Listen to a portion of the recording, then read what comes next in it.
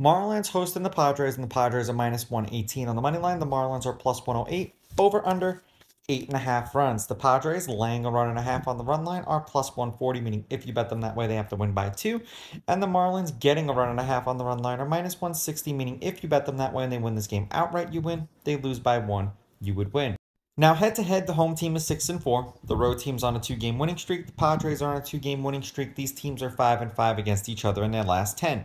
The underdog is 6-4 on the money line, while the underdog getting a run and a half on the run line is 9-1. The overs hit in their last 2 games. There have been 5 one-run games in their last 10 meetings. The under is 6-4, and the under 8.5 runs is 7-3.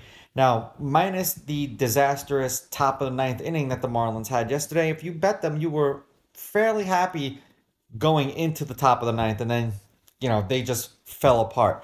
Neither Snell or Garrett pitched against the opposing team last year or this year. The Padres are 2-8 as a team with Snell on the mound. He's averaging 5 innings pitched and 5.4 strikeouts per game in those games. The Marlins are 7-2 with Garrett on the mound.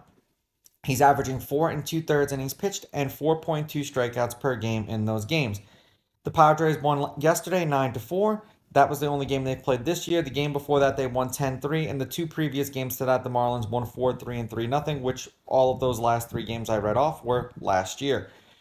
The Padres are 2-2 in their last 4, and they are 5-5 in their last 10. 6 runs, 5 runs, 17 runs, and 13 runs. 5 runs in a win, 2 runs in a loss, 7 runs in a loss, and then 9 runs in a win. For the Marlins, they're 3-1 in their last 4 and 5-5 in their last 10. 8 runs, 13 runs, 2 runs, 13 runs. 6 runs in a win, 8 runs in a win, 2 runs in a win, 4 runs in a loss.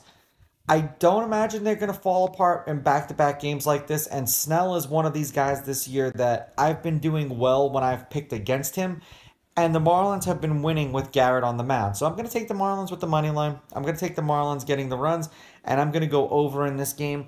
These are just my picks. If you disagree, please go with your gut, and please bet responsibly. And the reason why I didn't mention the wind in this game is because I imagine the stadium, the roof is going to be closed because it's raining. And just in case it isn't, the wind is blowing in from left center at 9 miles an hour. But like I said, I think the stadium, the roof will be closed.